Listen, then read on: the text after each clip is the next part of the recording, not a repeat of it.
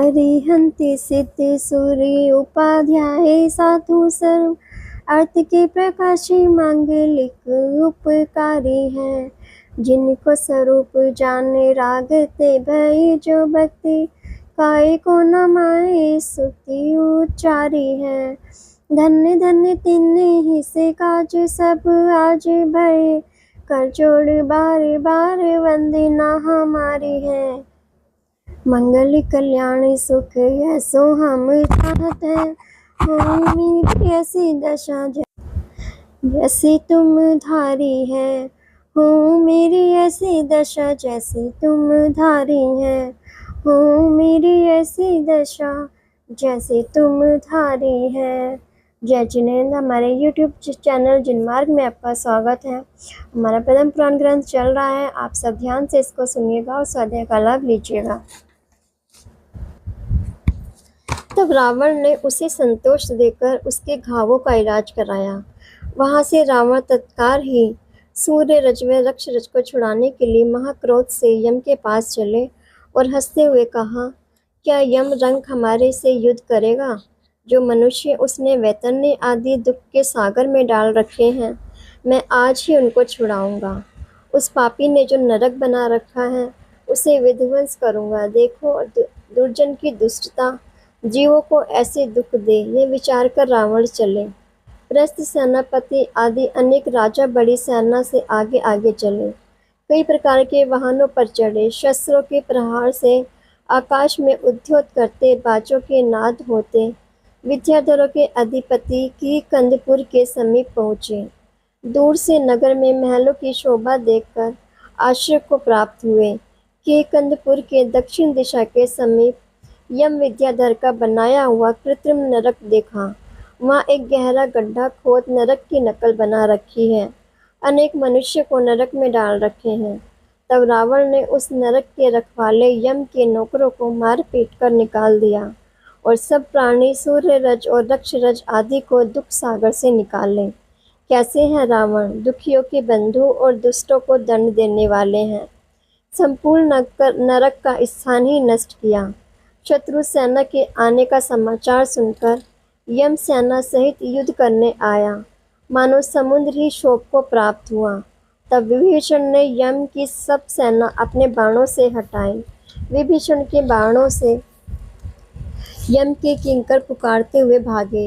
यम किंकरों के भागने से, नारकियों को छुड़ाने से महाक्रूर होकर विभीषण घर पर आया। काले सर्प समान बोहे चढ़ाकर लाल नेत्र कर बड़े बड़े सामंतों सहित युद्ध करने आया।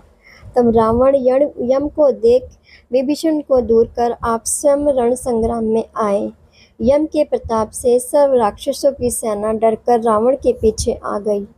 रावण बेरथ पर आरूढ़ होकर यम के सम्मुख आया। अपने बाणों के समूह यम पर चलाए। इन दोनों ने बाणों से आकाश ढक गया। रावण ने यम के सारथी पर प्रहार किया, सो सारथी भूमि पर गिरा और एक बाण यम को लगाया। तब यम भी रथ से गिर गया। यम रावण को महाबलवान जान दक्षिण दिशा का दिक्पालपना छोड़कर भाग गया। सारे कुटुंब को लेकर परिजन पुरजन सहित रत्नपुर गया। इंद्र को नमस्कार कर विनती की कि हे देव, आप कृपा करो या क्रोध करो, आजीविका रखो या हारो, आपकी जो इच्छा हो यह करो। यह यमपना मुझसे नहीं होता है। माली का भाई सुमाली का पोता दशानन महायोद्धा पहले तो वैश्रवण को जीता, वह तो मुनि बन गया। अब मुझे भी उसने जीता तो मैं भागकर आपके पास आ गया। उसका शरीर वीर रस से भरा है, वह महात्मा है। वह ज्येष्ठ के मध्याह्न का सूर्य समान कभी भी देखा न जाए। यह बात सुनकर रत्नपुर का राजा इंद्र संग्राम के लिए तैयार हुआ। तब मंत्रियों ने मना किया। कैसे हैं मंत्री? वस्तु के यथार्थ स्वरूप को जानने वाले हैं। तब इंद्र समझकर बैठ गया। इंद्र यम का जमाई है। उसने यम को दिलासा दिया कि आप बड़े योद्धा हो, आपके योद्धापने में कमी नहीं, परंतु रावण प्रचंड पराक्रमी है। आप चिंता न करो, यहाँ ही सुख से रहो। ऐसा कहकर इनका बहुत सम्मान कर राजा इंद्र राजभवन में गए। भोगों में मगन हुए। रावण के चरित्र का जो वृतांत यम ने कहे एवं वैश्रवण का वैराग्य लेना और अपना भागना, वह इंद्र के ऐश्वर्य के मद से भूल गया, जैसे अभ्यास बिना विद्या भूल जाए। यह यम भी इंद्र से सम्मान पाकर असुर संगति नगर का राज्य प्राप्त कर मान भंग का दुख भूल गया। मन में मान रहा कि जो मेरी पुत्री महारूपवान वह इंद्र को प्राणों से भी प्यारी है। मेरा और इंद्र का बड़ा संबंध है, इसलिए मेरे क्या कमी है। अथांतर रावण ने कीकंदपुर तो सूर्यरज को दिया और किहिकपुर रक्षरज को दिया। अपना हित जान दोनों का बहुत आदर किया। रावण के प्रभाव से वानर वंशी सुख से रहे। रावण सब राजाओं का राजा, महालक्ष्मी एवं कीर्ति को धारण कर दिग्विजय करने चले। बड़े बड़े राजा दिन प्रतिदिन आकर रावण से मिलते हैं। रावण का कटक रूप समुद्र अनेक राजाओं की सेना रूपी नदी से पूर्ण हो गया। दिनों दिन वैभव बढ़ता गया। पुष्पक विमान में बैठकर त्रिकुटाचल पर्वत पर आया। शीघ्र जहाँ जाना चाहे वहाँ ही जाए। ऐसे विमान के स्वामी रावण के पुण्य फल का उदय जानो। तब रावण त्रिकुटाचल पर्वत के शिखर पर आए। तब ये सब बातों में प्रवीण सब राक्षसों के समूह को कई प्रकार के वस्त्राभूषण देकर परम हर्ष को प्राप्त हुए। सब राक्षस रावण को मंगल शब्दों से कहते हैं, हे देव, तुम जयवंत हो, आनंद को प्राप्त हो, चिरकाल जियो, वृद्धि को प्राप्त हो। ऐसे मंगल वचन बार बार कहते हैं। कोई सिंह पर चढ़े, कोई शार्दूलों पर, कोई हाथियों पर, कोई घोड़ों पर, हंसों पर चढ़े। प्रफुल्लित है मन व नेत्र जिनके, देवों जैसी ज्योति खिल रही है, आकाश में तेज फैल रहा है। तब वन पर्वत अंतर्दीप के विद्याधर राक्षस आए। सभी लोग समुद्र को देखकर विस्मय को प्राप्त हुए। कैसा है समुद्र, अथाह है पानी जिसमें अति गंभीर मत्स्यादि जल चिरजीवों से भरा हुआ। पर्वत समान ऊंची ऊंची लहरें उठ रही हैं। पाताल समान गहरा अनेक प्रकार की अद्भुत चेष्टा को धारण किया हुआ समुद्र है। और लंकापुरी सुंदर ही थी, लेकिन रावण के आने से अधिक सजाई गई है। कैसी है लंका, अति दैदीप्यमान रत्नों का कोट, गंभीर खाई, कुंद के पुष्प समान स्फटिक मणि के महल, उनमें इंद्र नील मणियों की खिड़कियां सुशोभित हैं। और कहीं पद्म राग मणि के, कहीं पुष्प राग मणि के, कहीं मरकत मणि के महल है इत्यादि अनेक मणियों के मंदिर से लंका स्वर्गपुरी समान है। नगरी तो सदा ही रमणीक थी, परंतु स्वामी के आने से अधिक सुशोभित हुई। रावण ने महाहर्षपूर्वक लंका में प्रवेश किया। पहाड़ समान हाथी, मंदिर समान रत्नमयी रथ, सुंदर अनुपम विमान, अनेक प्रभा से युक्त इत्यादि महाविभूति, चंद्रमा समान उज्ज्वल शेर पर छत्र फिरे, ध्वजा पताका फहराती महामंगल शब्द हुए। वीणा बांसुरी शंख इत्यादि बाजे बजे। दसों दिशाएं एवं आकाश गुंजायमान हो गया। इस प्रकार रावण विभूति युक्त लंका में पधारे। तब लंका के लोग अपने स्वामी का आगमन देख दर्शन के लिए हाथों में अर्घ, फल, पुष्प, रत्न लेकर, सुंदर वस्त्राभूषण पहनकर रावण के समीप आए।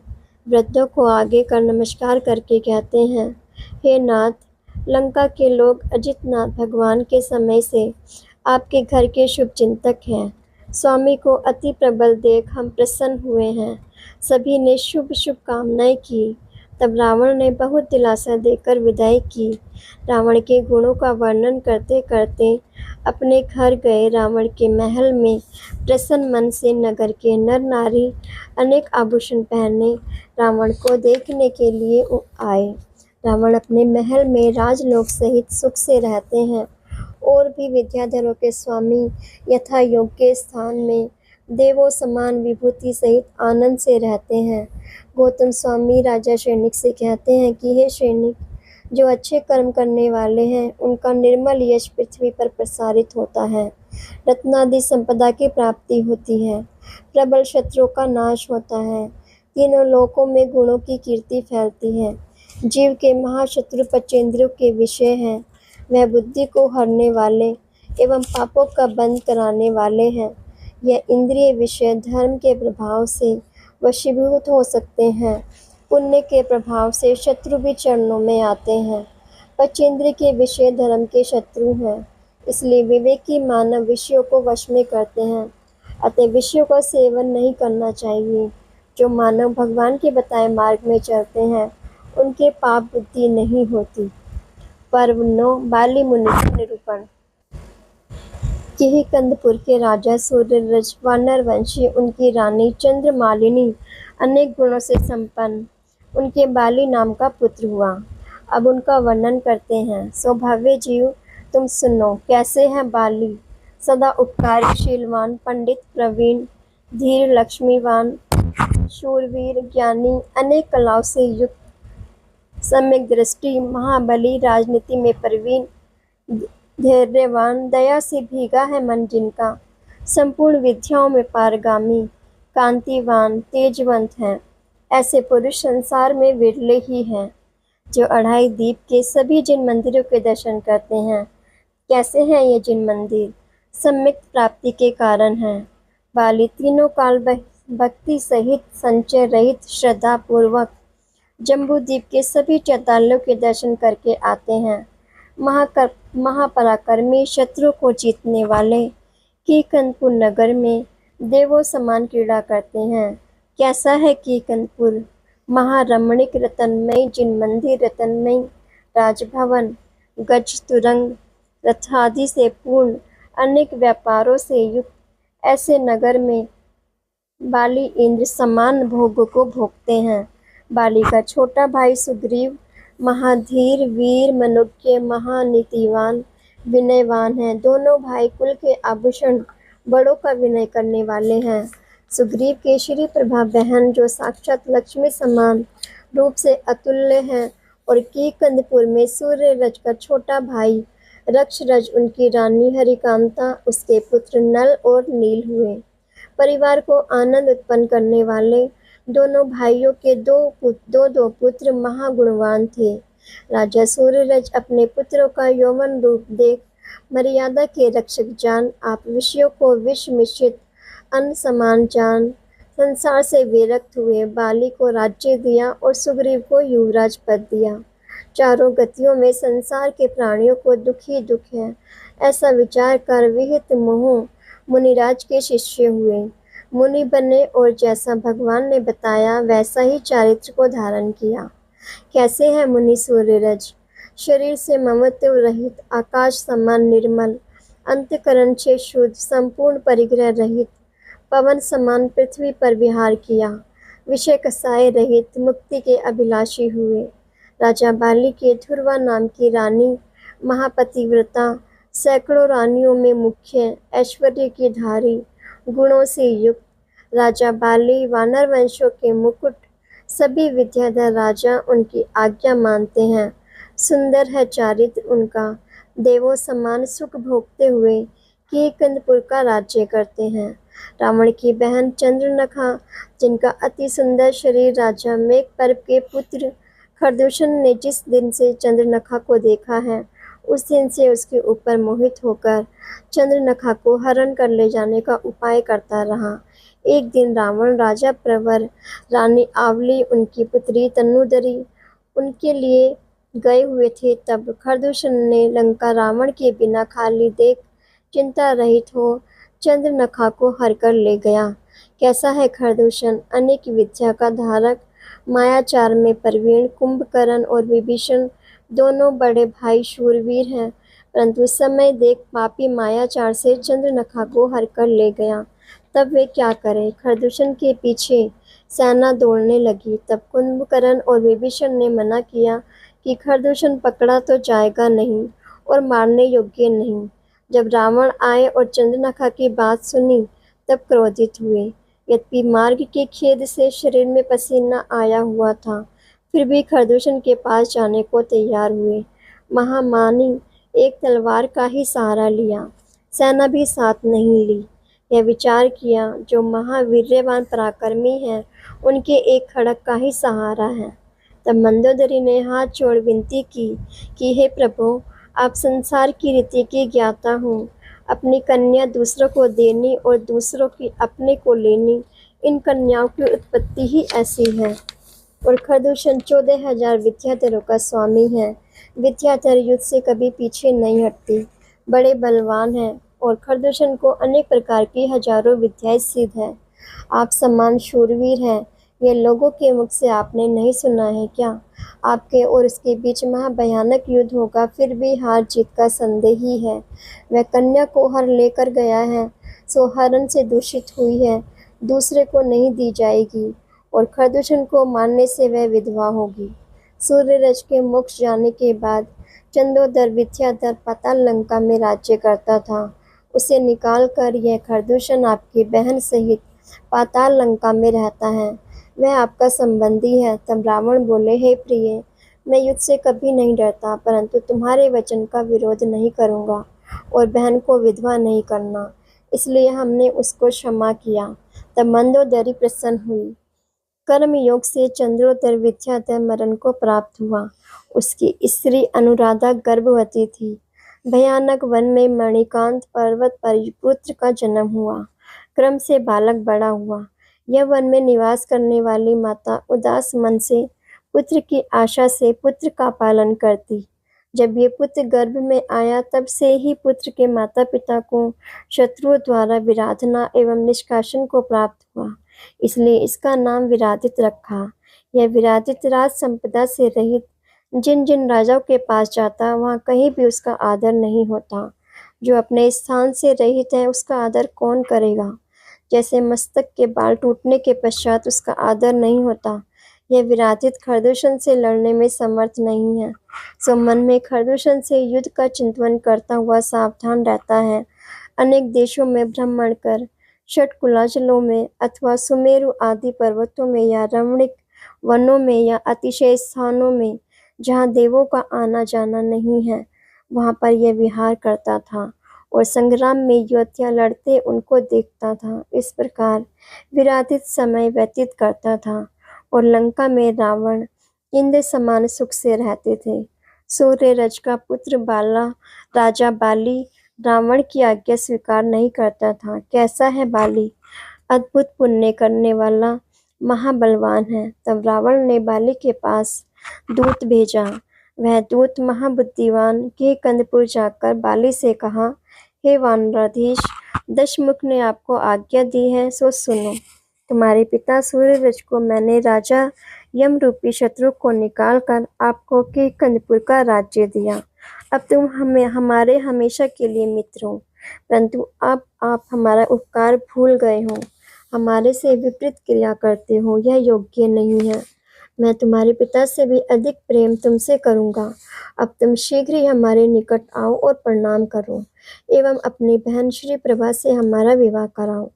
हमारे संबंध से आपको सब सुख होगा। रावण की आज्ञा प्रमाण करो, ऐसा दूत ने कहा। सो बाली को सब बात अच्छी लगी, परंतु एक प्रमाण की बात ठीक नहीं लगी, एक प्रणाम की बात ठीक नहीं लगी, क्योंकि बाली के सच्चे देव शास्त्र गुरु के बिना अन्य किसी को नमस्कार नहीं करूँगा, ऐसी प्रतिज्ञा है। तब दूत ने फिर कहा, हे कपिध्वज, अधिक कहने से क्या, मेरे वचन तुम निश्चय करो। अल्प लक्ष्मी प्राप्त कर गर्व मत करो। या तो दोनों हाथ जोड़ प्रणाम करो या आयुध पकड़ो, या तो सेवक होकर स्वामी पर चंवर ढोरो या भागकर 10 दिशाओं में भ्रमण करो, या सिर नमाओ या धनुष चढ़ाओ, या तो रावण की आज्ञा का आभूषण करो या धनुष को खींचकर कानों तक लाओ, या तो मेरे चरणों की रज माथे चढ़ाओ या रण संग्राम में सिर पर टोप रखो, या तो बाण छोड़ो या धरती छोड़ो, या तो अंजलि छोड़ो या सेना जोड़ो, या तो मेरे चरणों के नाखून में मुख देखो या खड़ग रूप दर्पण में मुख देखो। ये कठोर वचन रावण के दूत ने बाली से कहे। तब बालिक का व्याघ्र विलंबी नाम के सुबट ने कहा, रे कुदूत, नीच पुरुष, तू ऐसे अज्ञान के वचन कहता है, सो तुझे अशुभ ग्रह लगे हैं। संपूर्ण पृथ्वी में प्रसिद्ध है पराक्रम और गुण। ऐसा बाली राजा देव तेरे को राक्षस रावण ने अब तक कानों से सुना नहीं क्या? ऐसा कहकर सुबट ने क्रोधायमान होकर दूत को मारने के लिए खड़ग लेने लगा। तब बाली ने मना किया, इस रंग को मारने से क्या, यह तो अपने स्वामी के कहे प्रमाण वचन कहता है। तब दूत ने डरकर रावण के पास जाकर सब वृत्तांत कहा। तब रावण महाक्रोध को प्राप्त हुआ। रावण ने बड़ी सेना सहित कवच पहन शीघ्र ही युद्ध के लिए कूच किया। रावण का शरीर तेजों में परमाणु से रचा गया। रावण कीकंदपुर पहुंचा। तब पाली संग्राम में प्रवीण महाभयानक शब्द सुनकर युद्ध के लिए बाहर निकलने का पुरुषार्थ किया। तब महाबुद्धिमान नीतिवान मंत्रियों ने कहा कि हे देव, बिना प्रयोजन युद्ध करने से क्या, पहले अनेक योद्धा मान करके मरे, सो आप क्षमा करो। रावण की बड़ी सेना है, उसकी ओर कोई देख नहीं सकता है। खड़ग, गदा, शैल, बाण इत्यादि अनेक आयुधों जैसे सेना भरी है, अतः आप संग्राम के लिए मत जाओ। तब बाली ने कहा, अहो मंत्री, अपनी प्रशंसा करना योग्य नहीं, फिर भी मैं तुमको सत्य कहता हूँ। इस रावण को सेना सहित एक क्षण मात्र में बाएं हाथ की हथेली से चूर करने में समर्थ हूँ, परंतु यह भोग क्षण भंगुर है, इसके कारण हिंसा का कार्य क्यों करना। जब क्रोध रूपी अग्नि से मन प्रज्वलित हो तब खोटे कर्म होते हैं। ये जगत के भोग केले के थम समान असार हैं, उनको पाकर अज्ञानी जीव नरक में गिरते हैं। नरक महादुखों से भरा है। सभी जीव अपना जीवन चाहते हैं। कोई जीवों को मारकर इंद्रिय भोगों के सुख प्राप्त करते हैं। यह जीव संसार रूपी समुद्र में दुख भोगते हैं। इंद्रिय सुख साक्षात दुख ही है। श्री जिनेंद्र देव के चरण युगल ही संसार से तारने वाले हैं। उनको छोड़कर अन्य को नमस्कार कैसे करूं? मैंने तो पहले से ही ऐसी प्रतिज्ञा की है कि सच्चे देव शास्त्रों को छोड़कर अन्य किसी को नमस्कार नहीं करूंगा। इसलिए मैं अपनी प्रतिज्ञा भंग भी नहीं करूं और युद्ध से प्राणियों का घात भी नहीं करूं। अतः मुक्ति को देने वाली सर्व परिग्रह रहित दिगंबर दीक्षा को धारण करूंगा। मेरे ये हाथ श्री जिनराज की पूजा करते, दान देते, प्राणियों की रक्षा करते, ये मेरे हाथ कैसे किसी को प्रणाम करेंगे? और जो हाथों को जोड़कर दूसरों का नौकर होकर रहे, उसका ऐश्वर्य और जीवन कहाँ? वह तो दीन है। ऐसा कहकर सुग्रीव को बुलाया और आज्ञा की कि हे बालक, सुनो, तुम रावण को नमस्कार करो या नहीं करो, अपनी बहन उन्हें देओ अथवा नहीं देओ, मेरे कोई प्रयोजन नहीं। मैं संसार शरीर भोगों से विरक्त हुआ, तुमको जो रुचि हो वह करो। ऐसा कहकर सुग्रीव को राज्य देकर गुणों में श्रेष्ठ श्री गगनचंद्र मुनि के पास जाकर दिगंबरी दीक्षा धारण की, अपना मन ध्यान में लगाया। ऐसे बाली योद्धा परम ऋषि होकर आत्म स्वरूप में लीन हुए, निर्मल सम्यक दर्शन ज्ञान चारित्र में तत्पर 12 भावना का निरंतर चिंतन करते हुए आत्मानुभव में मगन होकर मोहजाल से रहित स्वगुण पृथ्वी पर विहार करते रहे। बाली मुनि पिता के समान सब जीवों पर दयालु, अंतरंग बहिरंग तप से कर्मों की निर्जरा करते। वह शांत बुद्धि तपोनिधि महारिद्धियों के धारी पुण्यकारी है। दर्शन जिनका ऊंचे ऊंचे गुण स्थान रूपी सीढ़ियों पर चढ़ने में पुरुषार्थी हुए, बहिरंग व अंतरंग परिग्रह रहित, जिनागम द्वारा कृत्य अकृत्य को जानते हैं। महागुणवान महातपस्वी संवर से युक्त कर्मों के समूह को नाश करते रहे। प्राणों की रक्षा के लिए आगम प्रमाण आहार लेते हैं। प्राणों को रत्नत्रय रूपी धर्म की साधना के लिए रखा है और रत्नत्रय रूपी धर्म मोक्ष के लिए प्राप्त किया। बाली मुनि अपनी तपस्या में लीन है। तब सुग्रीव ने अपनी बहन का विवाह रावण से कराकर आज्ञा प्रमाण कीकंदपुर का राज्य करते रहे। अब हम जगत के सभी जीव सुखी हो, इसी मंगल भावना के साथ यही विराम लेते हैं। कल हम इससे आगे का स्वाध्याय करेंगे। इसे आगे सुनने के लिए चैनल को सब्सक्राइब करें, लाइक करें और शेयर करें। जय जिनेंद्र।